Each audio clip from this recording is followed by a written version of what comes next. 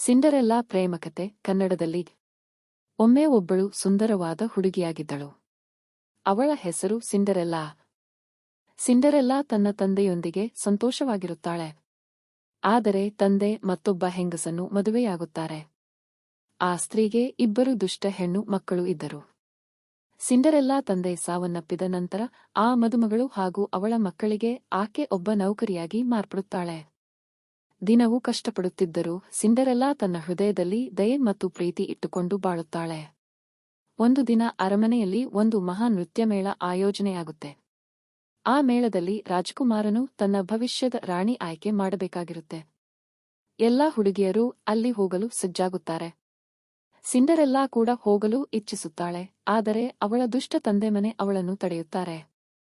ಆ ಕ್ಷಣದಲ್ಲಿ ಒಬ್ಬ ಮಾಂತ್ರಿಕ ಮಹಿಳೆ, ಫೇರಿ ಗಾಡ್ ಮಾದರ್, ಬಂದು ಸಿಂಡರೆಲ್ಲಾಳನ್ನು ಅದ್ಭುತವಾದ ರಾಜಕುಮಾರ್ತಿಯಂತೆ ಬದಲಾಯಿಸುತ್ತಾಳೆ, ಸುಂದರ ಉಡುಪು, ಬಳ್ಳಿಯಿಂದ ಕ್ಯಾರೇಜ್ ಮತ್ತು ಗ್ಲಾಸ್ ಚಪ್ಪಲಿಗಳೊಂದಿಗೆ.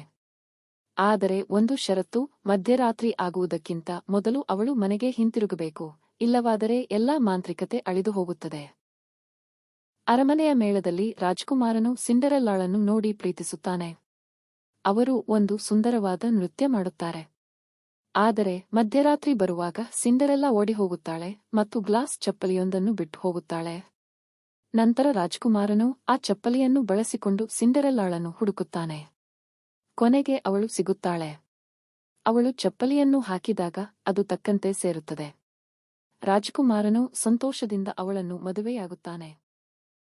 ಸಿಂಡರೆಲ್ಲಾ ಪ್ರೇಮಕತೆ.